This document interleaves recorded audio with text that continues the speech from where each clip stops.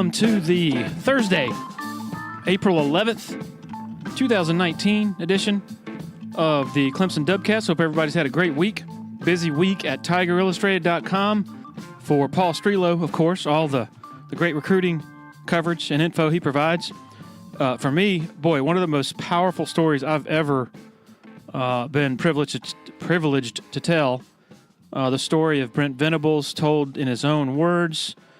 We have had that in 4 parts. The 4th part, if it's not out right now, upon your listening, it'll be out soon.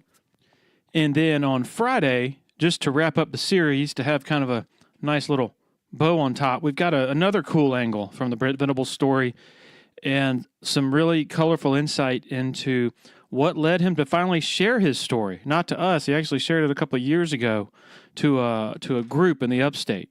And that is actually how we caught wind of it about a year later. So anyway, if you are not already a subscriber to TigerIllustrated.com, never a better time than right now. The best $10 a month you'll ever spend. The title sponsor of the Clemson Dubcast is Parham Smith & Archenhold Law Firm in Greenville. Blake Smith and Brooke Archenhold, both Clemson grads, huge fans. They are also responsible for those Clemson Dubcast koozies you might have seen floating around. I actually handed out plenty of those a few days ago in Spartanburg over at the Freight Yard. Really appreciate them doing that. Also, the forte of their firm is medical negligence. They represent patients and their family members in medical negligence actions. Also handle all sorts of other complex personal injury litigation. For instance, they handled the Cleveland Park rollover case. Also handled the GHS infection cases. Very complex stuff that they're highly trained to do. And they're in the business to help people. They offer free consultations at Parham Smith & Archenhold. So give them a call, 864-990-4581. If you're a business owner in Clemson, Greenville, South Carolina, the Southeast, anywhere, you probably want to hear about Tandem Payment and what they have to offer. If your business accepts credit cards, you probably need to see what these guys are all about. Tandem Payment, based right here in the upstate, changing the face of payment processing, quickly becoming the most cost-effective solution for all small businesses. Tandem's program, which is based on applying a small customer service charge to each transaction, ends up saving your business up to 90% of previous processing charges. One of the owners of Tandem is a 2005 Clemson grad. Instead of entrusting the majority of your hard-earned money to someone over the phone, you can meet face-to-face with the Tandem representatives and their consultative approach. So give them a call at 864-672-1570 or online at tandempayment.com. Okay, let's get to our interview with the state's Matt Connolly. Matt and I hooked up on Tuesday, I guess, late morning over at the Abernathy Boutique Hotel in one of their nice, quiet little conference rooms. The general manager over there, Gary Cohen, wanted me to let you know they are on the hunt for certain TAPS yearbooks. They've got a lot of them over there at TAPS Bar and Cafe, but they're missing some. So if you have some old editions of the TAPS yearbook, give them a call at the Abernathy. And if you have numerous ones that they don't have, they will give you some significant discounts on bar tab over at TAPS Bar and Cafe. Okay, here we go. Enjoy.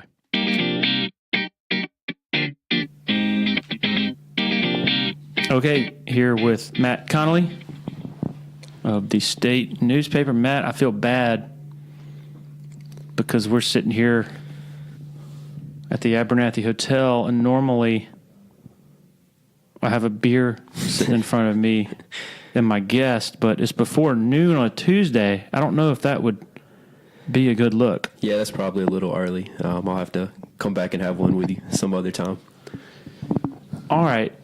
So I guess since this is fresh in our minds, we just left Brad Brownell's postseason, his routine postseason wrap-up. And I guess the most notable thing, it's not a huge deal, but the most notable thing in the immediate aftermath is him taking exception to a question that you asked about the state of the program. I have a terrible memory. First of all, there was nothing wrong with the question, but how did you Do you remember exactly how you phrased the question? Yeah, I said something like, just with everything you guys are losing and the pieces you have coming back and what you're bringing in, just how do you feel about kind of the state of the program right now and where you guys are? And, yeah, he didn't seem overly thrilled with my phrasing of the question. I mean, I think that's fair. It's what everybody's wondering. Maybe there's some, I don't know, ulterior motive, but maybe he's just, I mean, I remember Dabo back in 2011, after they won the ACC, and it was kind of a breakthrough in many ways, but they still sort of fell apart at the end. They got killed at Georgia Tech. They got killed at NC State. They got killed at South Carolina. And then, of course, the 70 spot against West Virginia. So there's all this negativity swirling around. People talking about, on message boards at least, talking about got to fire Joey Batson. You got to fire Robbie Caldwell, this and that. And, boy, you weren't here at that time, but Dabo came in like breathing fire at his postseason wrap up, and it was really just a defense of his program, a defense of what they were doing. And I'm just speculating here. Maybe Brownell was taking a bit of a page from that book. I think that's fair, and he pointed out that they made the Sweet 16 last year and won 20 games again this year, and he feels good about some pieces that they have coming in. So I think his point was basically, he's kind of getting beat up a little bit when you get on social media and that kind of stuff, and some fans' message boards aren't really thrilled with what happened this year. And his point is that, we've got a pretty good team, a pretty good program. We've done some good things, and maybe people aren't looking at the whole picture, the renovations that have happened at Little John, kind of everything that he's done with the program, other than just missing out on the NCAA tournament this year. But it was an extremely frustrating and disappointing season. There's no doubt about that. Yeah, it was. I mean, when you look at going into the year, I think pretty much everyone thought that this was a team that could get back to the NCAA tournament, and they were going to have some breaks to maybe get to the Sweet 16 again. But for whatever reason, it just didn't all come together. And he mentioned, Shelton Mitchell having, I think, a bone in his knee, a small bone that was kind of roaming around in there some, and how that really hurt him this year. And I think that's fair. I mean, they had their point guard, who was expected to be top 3 player, maybe second best player behind Marquise, was never really healthy. So definitely not the season that they were hoping to have. And I'm sure he's frustrated as well with the way kind of everything went. Another point. I mean, it seems like a long time ago now, but just a year ago, they're coming off one of the best seasons in school history, Sweet 16. And so maybe it was also a bit of that. It's like, hey, Sweet 16s are not easy to come by here. Right. And we got to that. And so now he's facing. But I haven't seen a ton of, beyond message board factions and stuff like that. It's not like he's getting hammered by the local media or anything like that.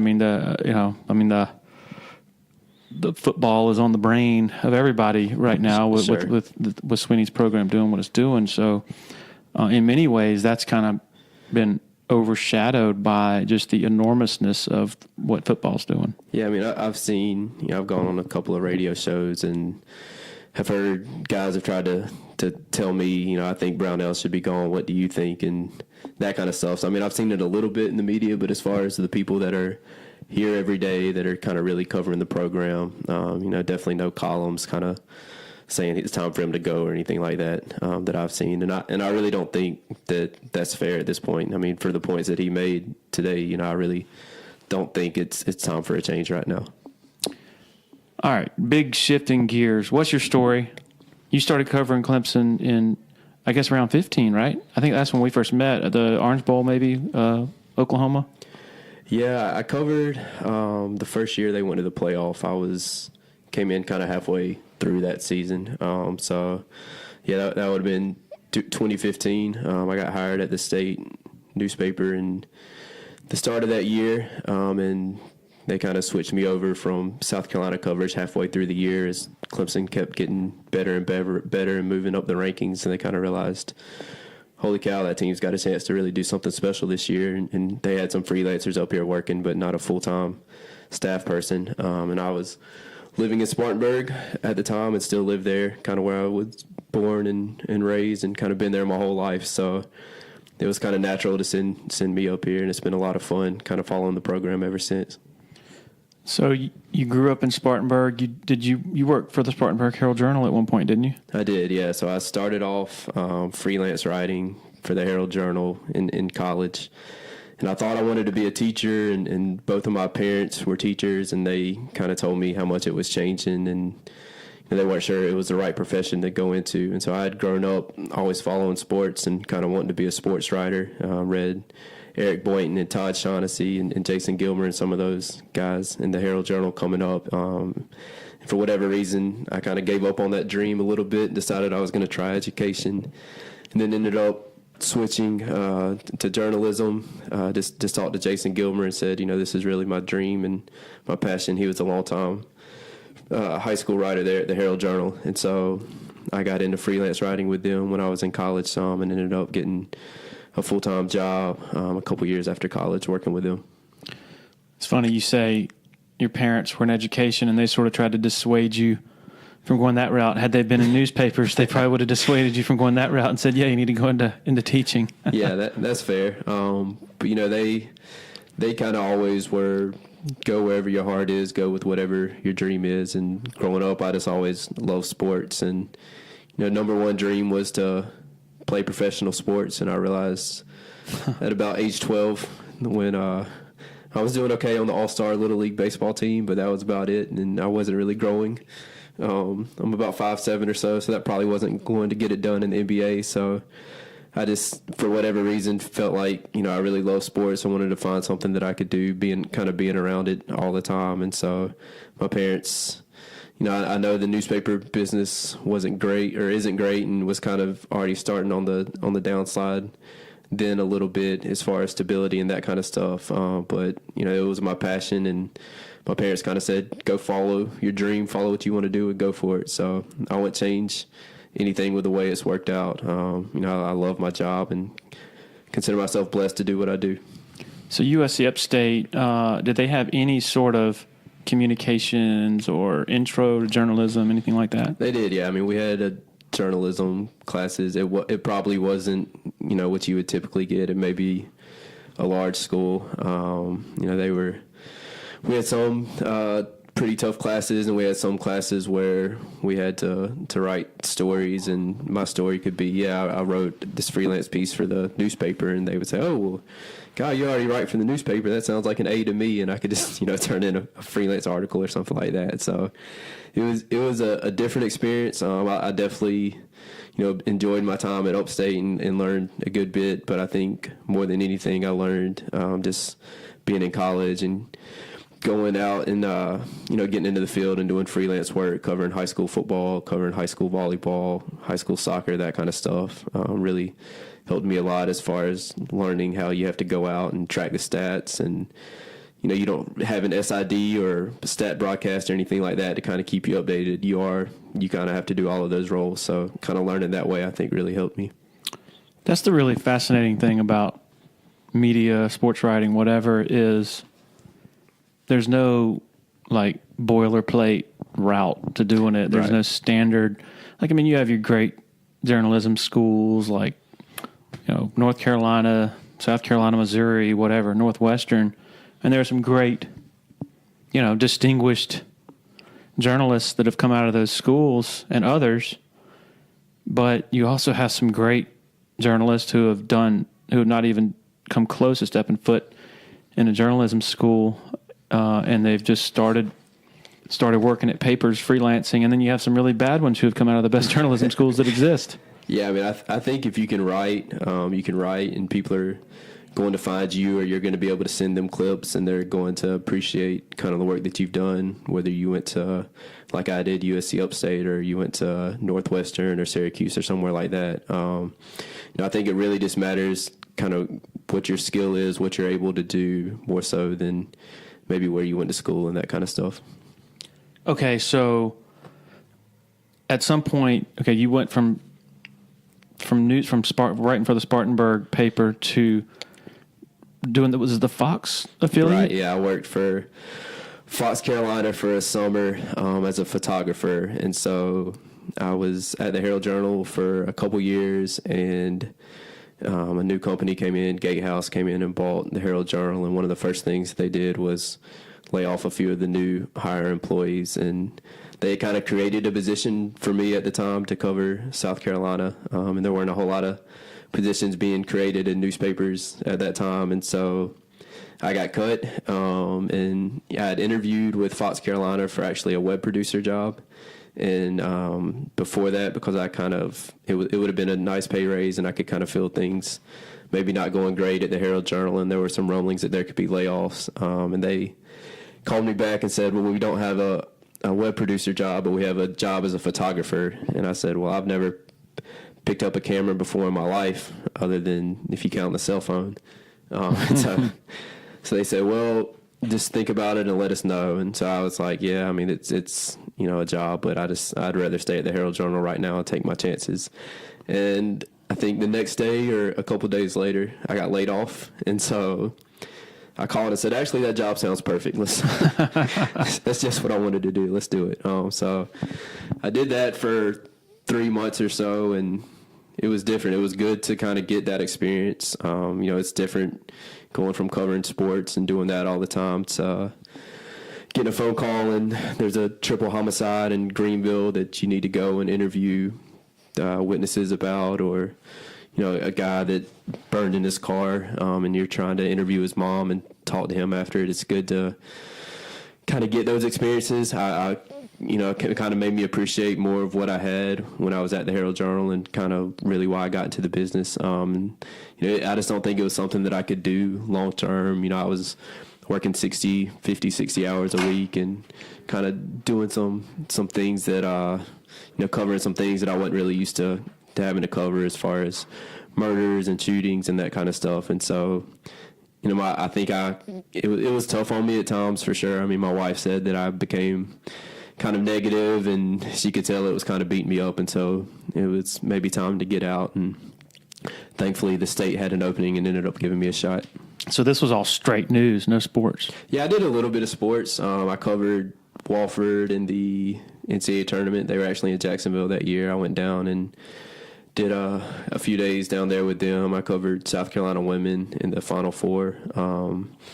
Aaron Cheslock, who's the sports anchor, the head sports guy at Fox Carolina, when he got me hired, and he played a big role, and I really appreciated him helping to get me hired. But when we did that, he was going to try to do as much sports as possible, but it was the summer, so there's not a whole lot going on. No football season. Basketball season was just finishing up. No teams made it to Omaha from South Carolina that year, so there wasn't a whole lot of sports. And so I did as much sports as I could, and they sent to me as much sports as they could, but the majority of it was hard news. And then how did you hook up with the state? Did you have a relationship with the folks down there?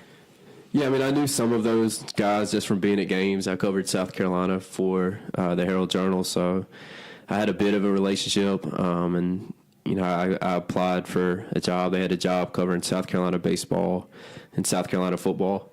And so I applied and got an interview, and I guess things worked out well.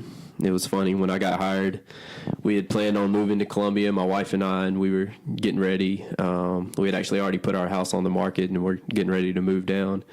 And my wife found out she was pregnant, and so our family's here, her family's here. They're both sets of parents are retired, and so having daycare and that kind of stuff was going to be a big cost. And just being able to have hands here, because my wife's in retail and I'm working as a sports writer, so I'm gone all the time, and it would have been a big help to have them around. So we had already put our house on the market, and our house had actually sold the day right around when I got offered the job at the state. And so we ended up staying in the upstate. The state was gracious enough to let me stay up here and kind of just commute for a while. And so the first couple years when I was covering South Carolina baseball and then South Carolina football for at least a few months.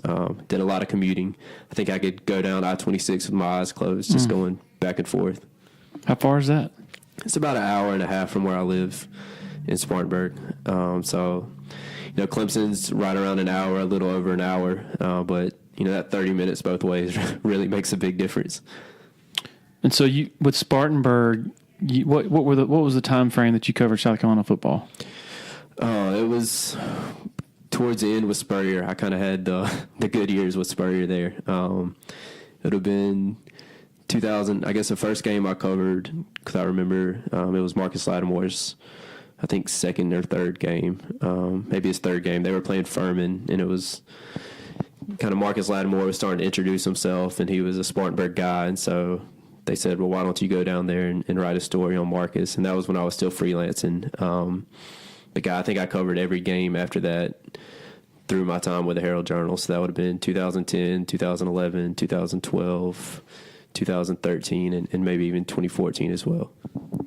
At least from my perspective, it wasn't easy to see the collapse coming. Right. Like until it was right in front of you. Right. Is that the same with you? And when did you first start to think, this might not last and it might get bad in a hurry? It was definitely the Texas A&M game that first year. I think they were coming off an 11-win season, and they had a lot to replace in the secondary that year. They had several guys that had moved on, and Clowney was gone, and we knew that the defense had some question marks, but they were still favored against Texas A&M. I think they were top 10, top 15, something like that. And Kevin Sumlin and that team came into town, and you could just tell early on South Carolina had no shot. They were just they could have had 1,000 yards that day probably if they wanted to. It was kind of like the Clemson game this year with Clemson's offense against South Carolina, where you could just tell pretty early on that everything they were trying was working. They had receivers running wide open all over the field, and South Carolina had signed some pretty highly rated defensive backs for that class that they were kind of counting on right away, and you could just tell that it wasn't going to happen. And so, you follow recruiting a lot more than I do.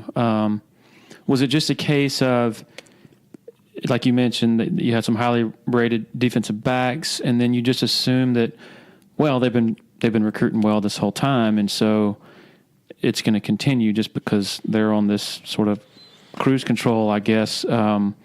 Was it a case of only, I guess, in hindsight, you realized based on Steve Spurrier's own admissions that he had just sort of fallen asleep at the wheel in recruiting? Like you start hearing in successive years after that, like Nick Chubb coming to campus, right, and Spurrier wasn't even there, and Raekwon McMillan didn't know his name or something like that. Yeah, you heard a lot of instances like that where they just I'm not going to say he was asleep at the wheel, but in some ways I think he was. There were times when guys would show up and, like you said, Spurrier wouldn't be there, and guys, highly rated 5-star players, would come up and introduce themselves, and he said, "What's your name again?" and that kind of stuff. J.J. Arcega-Whiteside was a receiver from Dorman who will be a pretty high draft pick in the NFL this year, and he went, and I've kind of heard from talking to some people over at Dorman that they didn't really pay him much attention when he was down there on a visit. He never got an offer or anything, and so you started hearing more and more stories like that. I actually did a story shortly after the new staff at South Carolina was hired, where I talked to high school coaches kind of anonymously around the state about how things changed under Muschamp compared to Spurrier at the end. And they said, Jeff Scott comes in, he knows every high school coach in the state. They said if you text him, he'll text you back within 5 minutes. He's just great about knowing everybody, having those connections, and that there were times when you wouldn't see a South Carolina coach for several months at a time, whereas Jeff is there all the time. I know that, I think Clemson staff makes sure that it goes around to every school in the state, whether it's a 1A school or a 5A school, where they have no prospects at all or the best prospect in the country. They're going to be there because they want to start building those connections early on. And I think South Carolina staff does that more now, and you're seeing them have a little more success with that. But that at the end of the Spurrier era, some of it was Spurrier, some of it was assistants. For whatever reason, they just really kind of lagged off on that and didn't do nearly as much of that kind of building the connections at the high school level where it all really starts. I think you have one faction of Gamecock fans that say, screw Spurrier, he left us in the ditch, don't want to have anything to do with him. Then another says, 11 wins 3 years in a row, never been done, 5 wins over Clemson. What is the proper take on his legacy, in your opinion? I think South Carolina fans should be thankful for I think it's okay to be thankful for the time that they had with Spurrier, and very thankful for kind of everything he did with those 11-win seasons and the memories that they made and all that kind of stuff, beating Clemson 5 times in a row, all that kind of stuff, but also be a little frustrated with the way it ended, where it kind of got so bad so quickly. But at the same time, I mean, that program now is back to kind of 6-6, 7-5, which is what it's really been for a long time. And so I think when you have a person that's able to come in and elevate it the way he did and win an SEC East title and win 5 in a row against Clemson and those were pretty good Clemson teams he was beating too. I mean, it wasn't 3-8, 3-9 Clemson teams. He was beating some pretty good Clemson teams as well. So I think you need to appreciate what he's done, but also I can understand some that are frustrated with kind of how it ended. It's really fascinating. You mentioned 7-5, whatever, is about, that's pretty good, for their history. Mm-hmm.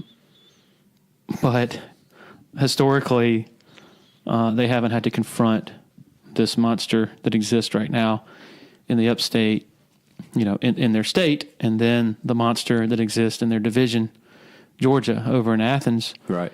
How has Clemson's ascendance, or whatever, to this type of the class of college football, has that affected the psyche, not only the psyche of the fans down there, but also how they evaluate or how they measure what's a successful season? Yeah, I think there's definitely some frustration there. My suggestion for South Carolina fans would kind of be just focus on your team, be kind of happy when you get good recruits, and be happy when you win games and that kind of stuff, and try to tune out Clemson and Georgia right now, because they're just at another level from where South Carolina is in recruiting and on the field, and championships, that kind of stuff. And so, I think if you get caught up in what Clemson's doing and what Georgia's doing and the playoff appearances and all of that kind of stuff, you're gonna just really be frustrated. So, my suggestion would be patient with Muschamp, kind of be happy when you get big-time recruits. And they've started recruiting a little better under him. They got Zach Pickens last year and a few other guys that I know that they really wanted. So that would be my suggestion, is just kind of be focused on your own program right now and try not to pay too much attention to Clemson and Georgia, as hard as that is to do with where they are, and at least until you get to a point where you can be more competitive on the field with those teams. In a state of 4 million people, is it possible for South Carolina to achieve major success while Clemson has such a big piece of the pie, and while Georgia, your border state, the most important border state, has such a big piece of the market share, I guess, or lack of a better word, over there? I think in some ways Clemson's national recruiting and what they're doing right now helps South Carolina, just because South Carolina's having more success getting the players that it wants in this state, because Clemson's able to go to California or Texas or Florida or wherever and get the best player there, that South Carolina is able to maybe attract a higher level of prospect here. Big supporter of the podcast and bigger supporter of Clemson Athletics and Clemson University is Harris Flooring America, based in Anderson, South Carolina. And they've got their footprint, I guess you could say, all over the upstate, all over Clemson. They have done work for BMW, the football operations facility, otherwise known as Dabo Land, Memorial Stadium, the Neary Center, the Greenville Drive, and of late, the McFadden Building getting a much-needed renovation that includes some pristine flooring from Harris Flooring America. They have been family-owned and operated since 1947.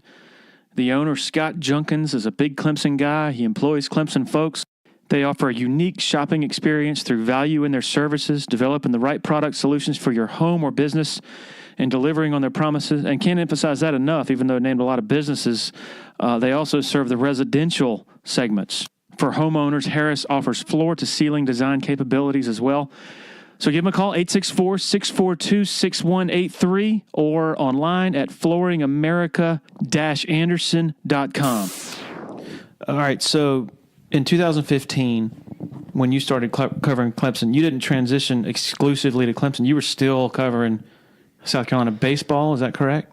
Right. So I was here during football season for Clemson for every game the second half of the year, kind of when they realized how good they were. And then I was going down in baseball season, and I was the South Carolina beat writer. And South Carolina baseball fans really care about baseball, and that's really a full-time job. I was there every weekend, every midweek game. I traveled some. I went to Nashville for a series. I went to Knoxville for a series. I really kind of dove in head first, and there's enough attention down there on baseball and enough support and people that care that was really a full-time job. So it was a lot for sure, but it was fun. Beyond the workload, we've talked about this before. People draw their own lines. Fans make up their own minds about perceived biases and this and that. When you're covering both teams, I'm sure you're getting some flack from both sides. Yeah, and it's fun. I mean, you get called a Clemson homer who's a stupid coot lover, or I'm sorry, a Clemson homer who's a tater one day and a coot lover the next day, and I don't know. I just always take it and run with it and laugh with it, or laugh at it. I enjoy the back and forth. If you follow me on Twitter, I love kind of interacting with people and have fun with it. So I don't ever really take offense to any of that kind of stuff. I just kind of enjoy it and play along with it. Were you saying that a couple of Gamecock baseball players even mentioned something on Twitter or something to you about it? Well, so I got done covering Clemson the year that they went to the national championship for the first time against Alabama. And then I guess a month later or so, I went down for baseball preseason interviews. And, yeah, some of the guys were saying, "Oh, what's up, man? I didn't know you were allowed around here anymore. I thought you were all Clemson now, the Clemson lover." And so, yeah, those guys would give me a hard time. And a few of them told me their families had all unfollowed me on Twitter because they couldn't take it anymore because all I did was tweet about Clemson. So, yeah, but those guys were a lot of fun. I still talk to a couple of those guys now. I mean, it was a fun team to cover and a fun group to be around. We've talked about this before. Like, if only people knew, like, how, I guess, cold and soulless we are as far as right. like after a game, it's not like we walk out of there pumping our fists if the team we're covering win. Well, some of us aren't. That's true. You and I aren't. Yeah. A few others. A few others definitely are, and they're doing it during the game. And if they lose, it's not like we're going home all depressed and beating our dogs or anything. Like, win or lose, I mean, when I walk out of the press box, I'm thinking about the game, right. Obsessing about, okay, what happened here? Why did this happen? But that's for the purposes of what am I going to write, tomorrow morning. But my first quest is to, find a beer and sit down and watch some college football. Like a normal person. Yeah, I mean, the only team I really care about is in any sport really right now is just Purdue, and that's just because my mom went there. She grew up a mile from the campus. Her whole family went there. My grandparents went there. I grew up going to games and that kind of stuff. So I'm passionate about Purdue. I root for Purdue. But other than that, no, I just I don't know. I really, it's hard for me to get it, like how you can try to cover a team fairly and rationally and have an opinion one way or another as a fan or anything, because you're going to get too high with the highs and too low with the lows. And I just don't think it's really hard to do your job if you're like a diehard fan, I think, and do it the way you need to do it. Not asking you to call anybody out or anything, but what is your take on the Clemson beat relative to what we're talking about with the whole sort of fanboy element? Yeah, I think in some ways it gets a bad rep just because, I mean, there are definitely some people that are fans and that, do kind of live and die with the team and stuff. But I also think that there are a lot of really good reporters on this beat that do a really good job, that write really good stories, and that have fair and accurate takes. And so when, sometimes people lump Clemson media all together as kind of one group with a negative negative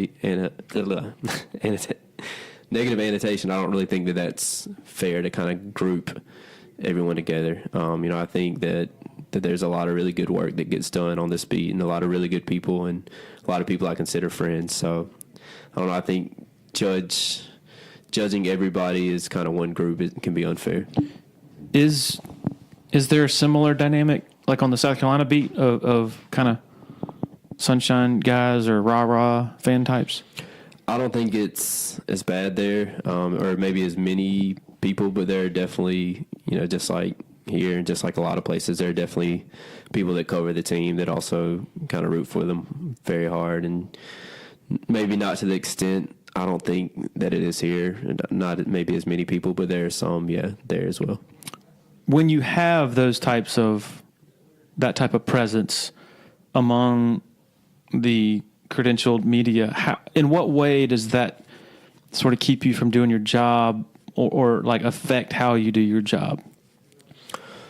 I try not to let it affect me as much as possible. I kind of just try to do my job the best that I can. And, I guess the hard part sometimes is there are so many people there that it's hard to get maybe one-on-one interviews or exclusive stuff, or maybe really spend as much time with one person or one player or one coach or whatever that you would like. But I kind of try to just do my own thing and kind of just do my job the best I can with what's given. And I do think, I will say this about Clemson and kind of the media setup. I like it a lot better than at South Carolina, where no freshmen are available. You don't get coordinators at all during the season. Just about every press conference, at least when I was there, was done, or every media availability was done in a press conference setting. There was no grabbing guys to the side or that kind of stuff. So overall, I really think Clemson does a pretty good job with the way it handles the media. And I think it's, from talking to other writers around the country, I think it's better than a lot of places. What was it like for you when you first started covering Clemson? You live how far away? A little over an hour. Yeah, so you're not like here every single day, and you're trying to ingratiate yourself. You're trying to learn and tell good stories and all that. Was that difficult at all at the beginning? It was hard going back and forth, because I felt like football season would end, and then I wasn't even here much for the spring, the first year or two, and so I felt like I was behind in some ways, and it was kind of hard trying to figure out what's a story, what's not a story. If somebody reports something, am I supposed to try to taste that at Clemson, or am I just supposed to worry about South Carolina at the time? So that part was kind of difficult, just not being around as much, not kind of building connections, getting to know people, that kind of stuff. It's definitely more enjoyable, I think, and easier in some ways to only be at one school where you can, whether it be here or South Carolina, where you can really kind of get to know the SIDs, the coaches, the players, all of those kind of people that you need to have relationships with at a different level. When did you get the feeling that Clemson football and Dabo, that it was more than just a Deshaun, Mike Williams, Jordan Leggett sort of culmination of stars aligning with this generational talent this one year where they can outlast a great Alabama team and win with a second left, that it's beyond that and something where you're, multiple 2, 3, 4 national titles perhaps over a I don't know, 6-7 year period might be realistic. Well, we had that conversation, I think, in the old room at Clemson where we used to do interviews, where we set up at Death Valley. I remember the end of the 2015 season, I guess, and said, "So what do you think next year? Do you think?" And I think we both probably said they weren't making the playoff. I don't think. Yeah, right. I mean, I thought they would maybe go 8-4, 9-3 the next year. We didn't know much about. You're right. At that point, I did think a lot of it was Deshaun and Mike and these guys, and that when they left, Clemson was going to take a step back and kind of go back to where they were until maybe they got another generational talent like they have now with Trevor Lawrence. But I guess with Kelly and what he did last year, I think that season really proved that Clemson's here to stay. I mean, Kelly Bryant wasn't the number one quarterback in the country. He was a good player at Clemson, but he wasn't a necessarily generational talent. And so I think that when they did what they did and had the success that they did, and you saw them kind of adapt the offense to where he was running more, and he was probably a better runner than Deshaun was in some ways. And so I think when you saw them have the success that they were with Kelly, continued to go back to the playoff, be the number one team entering the playoff that year, win the ACC again, that's when you're kind of like, holy cow, they're going to be really good for a long time. Still, though, getting back to the playoff in 2017 without Deshaun and with Kelly Bryant, extraordinary accomplishment. Beating Alabama by 4 touchdowns, mind-blowing accomplishment. Was it, I guess, with me at least, it was during that game when it was like, holy crap, this is like, they're not just, playing with Alabama and hoping to win at the end. Right. They're destroying these guys, and now it just seems like a whole different ball game in terms of expectations. Well, I think they're at level. So I think the first year that made me kind of take a step was seeing what Kelly did and saying, yeah, this team's here to stay. The level that made me say, holy cow, this is the best team and program in the country right now is what you mentioned with the championship game. And speaking of conversations we had, I think we both thought going into that game that Alabama was going to win, or it was going to be really, really close, because we weren't sure Clemson could block them, and we weren't sure secondary wise that they were ready to cover those receivers, and we could not have been more wrong. So yeah, I mean, you're sitting there during that game, and Alabama's offense is kind of muddling around and not doing much, and Justin Ross is making one-handed catches all over the place, and Trevor Lawrence is showing the same poise he did all year, and you've got T. Higgins, making catches, Travis Etienne running through defenders, and you're just like, and we haven't even talked about the defense and those guys yet. And so, yeah, I mean, that game definitely made me realize, this program's on its way in the right direction, and it's already at the top. So, that was an incredible performance. Yeah, I mean, talking with a number of people who cover Clemson going into that game, I can't think of one person, and I'm talking about like 8 or 10 people. Right. I can't think of one person who said, I kind of like Clemson's chances in this one. It seemed like everybody was virtually unanimous, including multiple people from a website that shall go unnamed, all said, yeah, I think Alabama's going to win, and then their predictions came out, and they unanimously said Clemson. They all said Alabama was going to win, and their predictions were unanimously in favor of Clemson. It just, it felt like if Clemson won, it was going to be close, and if it was going to be a blowout, it was going to be Alabama doing the ass kicking. And the thing I remember most about that week was all the national writers were kind of more on Clemson's That's side. right. Like a lot of those guys thought that Clemson was going to win, or that they at least had a really good chance. And after the game, talking with a few of those guys, they said, yeah, I think you guys were so close to Clemson all year and kind of so focused on them that you only paid attention to the flaws that they had and didn't realize that Alabama had some flaws too that Clemson was able to expose, and they did in a big way. I mean, we didn't think Clemson could cover Alabama, but Alabama had no shot covering those Clemson receivers. I mean, they just made plays all over the field, and obviously most of those guys are coming back.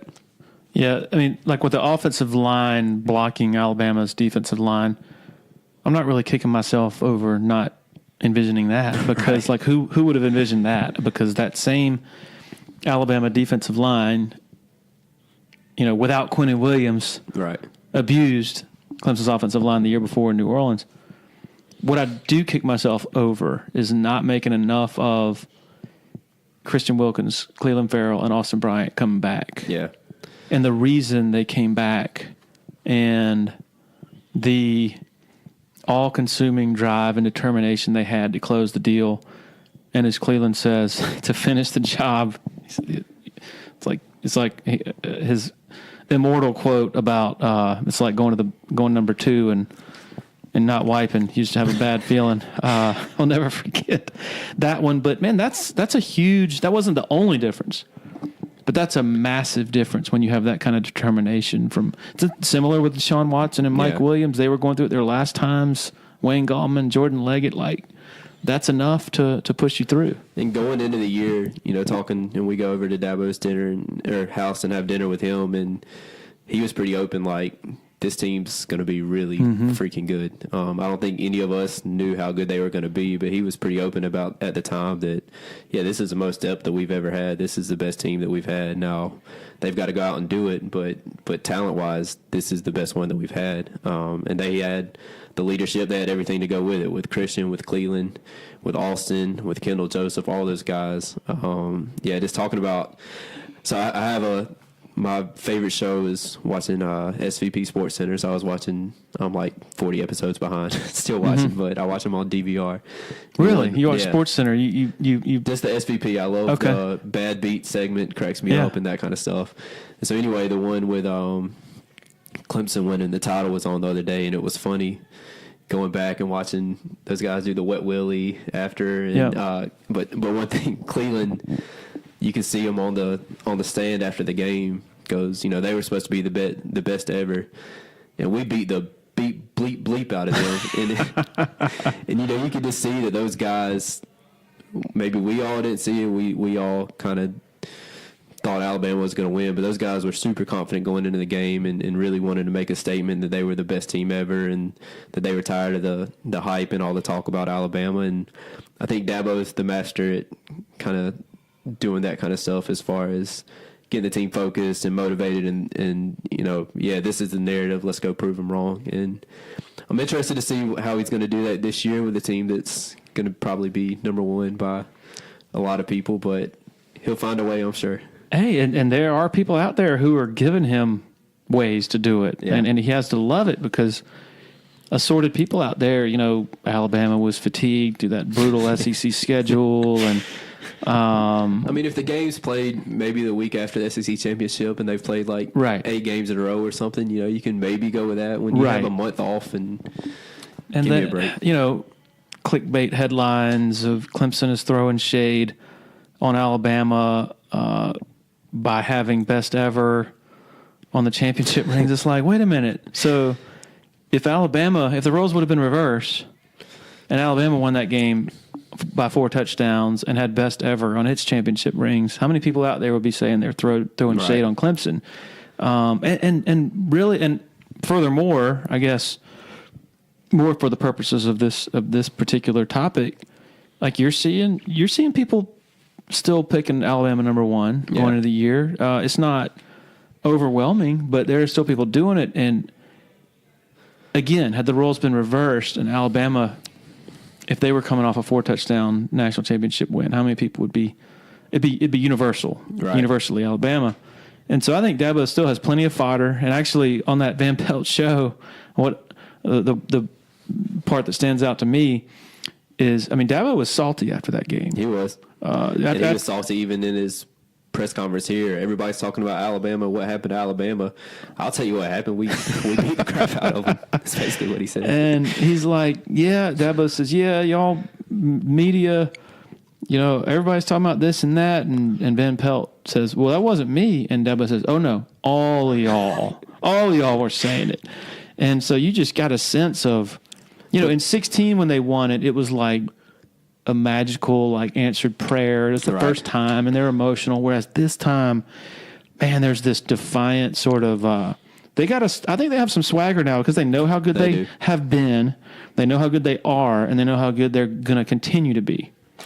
Yeah, and I mean, I said after the game, and I'll go ahead and give a spoiler alert on my predictions that I do before every game. I'm not going to pick Trevor Lawrence to lose another game as long as he's here. I mean, he's so good. He's so calm. He's so good in these big games, and to do what he did as a freshman against Alabama, and I know maybe it wasn't the best secondary that they've had, but yeah, I mean, he's just so good, and they have so many good receivers around him. I mean, you saw what Ngata and Ladson did this weekend in the spring game. It's just incredible, the talent that they have and kind of how he's able to get the ball to those guys. But going back to Dabo for a second, it's still kind of funny to me because he was kind of at the front all along of like oh man, we're just happy to be riding along. You know, we're in the rest of y'all bus, and he said that when the first playoff rankings came out. And I know that you know, some of that was kind of being tongue in cheek, but he definitely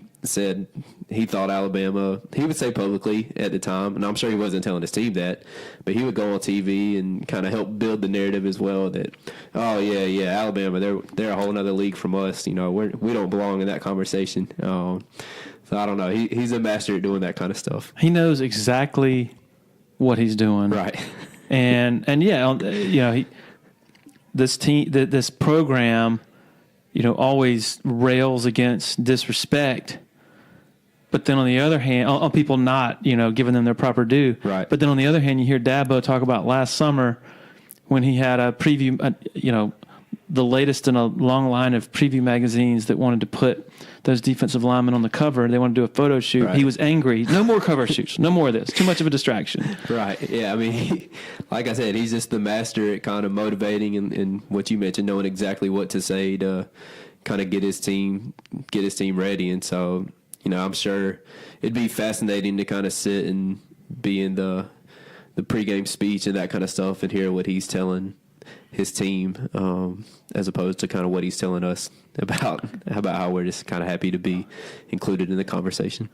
And also interesting was something he revealed, I think, in the post-game press conference that night, was like halfway through the year. He told his team, y'all are the best team in the country. Yeah. Y'all just don't know it yet. And so, whereas in the moment during the regular season, when he's asked about, you know, questions here and there about Alabama, he's like, well, I ain't paying any attention to that. Yeah. He's watching them when he gets home at night, and he's keeping score and sort of measuring strengths versus strengths and weaknesses and all that. Yeah, he definitely is. And I remember before the first title game that they won, kind of waiting when the buses pulled up in Tampa, and Dabo standing up and giving a speech for about, I don't know, 30, 45 seconds or something. You could see him pretty fired up in the bus, and they got off the bus, and you could just see they were locked in. So I don't know what he said, but he's just, I think he's the best motivator in the game right now. I mean, I think the job that he does getting his team ready to play is incredible, and they're ready to play every week. I mean, it doesn't matter if they're playing Furman or South Carolina State or playing Alabama, Auburn, you know, whoever. They're ready to go every week, and it's incredible kind of the consistency and the way that they have built this program to where every time the ball snapped, they're ready to go. Over the next 5 years, how many more national titles does Clemson win? Oh, I think if I was setting an over/under, I'd probably do 2.5. And it'd be hard for me to decide. The fact that that's the over/under is pretty nuts, right? Yeah, I mean, I think when I say that I think Trevor will win the next two with Clemson, I mean, that's, you know, I really wouldn't be surprised at all if they win these next two. And then they got another top quarterback in the country likely coming in a couple of years, and I don't know. I think they're going to keep the ball rolling. They're recruiting right there with Alabama right now, and their staff, top to bottom. I mean, you can make an argument, Dabo or Saban or whatever, but top to bottom, I think Clemson staff, with the continuity that they've had with Venables and Jeff Scott and Tony Elliott and all those guys, that it's hard to argue that staff's not better than Alabama's right now, and that you would believe in it more than you would Alabama right now. So I'd probably set it at 2.5, and it'd be hard not to go over. Is there anybody that's ready to break the stranglehold, this Clemson-Alabama monopoly? Yeah, I thought Georgia was, and then you see what happened with them against Texas, and you just kind of wonder if they really have the maturity and that kind of stuff to be ready to take that next level and be that kind of a program. Speaking of Texas, I think Texas is a program that's on the way up with Tom Herman there. In the ACC, it's really hard to find anybody. I mean, Florida State, just the first year with Taggart was pretty much a disaster. I mean, I think that I didn't think that he was a great choice when you looked at his overall record, and I know he had started with some tough places to win at, but I still wasn't completely sold on that for a program like Florida State, and his first year was a real struggle. So that would be the program that you would always think, just because of how well they recruit, that they're going to be able to give Clemson somewhat of a challenge in the ACC, but it's hard to really see anybody right now in the league kind of playing with them. Matt Connolly of the State, anything we haven't covered that you want to talk about? No, I don't think so. Just enjoyed being on and really appreciate you having me, and enjoy your work. Really excited to read the rest of this Brent Venables series you've been doing. Thank you. I know you listen to the Dubcast at times, so really appreciate that. Yep, it's a lot of fun and honored to be a guest. Thank you, Matt. All right, thanks to Matt Connolly of the State for joining us. Really fun conversation there. Thanks to the Abernathy Boutique Hotel for being such a great host, as always. Our title sponsor, of course, is Parham Smith & Arts & Hall Law Firm. Also, Tandem Payment. Both of those sponsors Greenville-based. And in Anderson is Harris Flooring America. Really appreciate the support of all of our sponsors, without which this most certainly would not be possible. Mostly, though, thanks to all of you for making this a part of your weekly listening routine. We'll be back next week. Everybody have a great rest of the week this week and weekend, and we'll talk to you later. Cheers.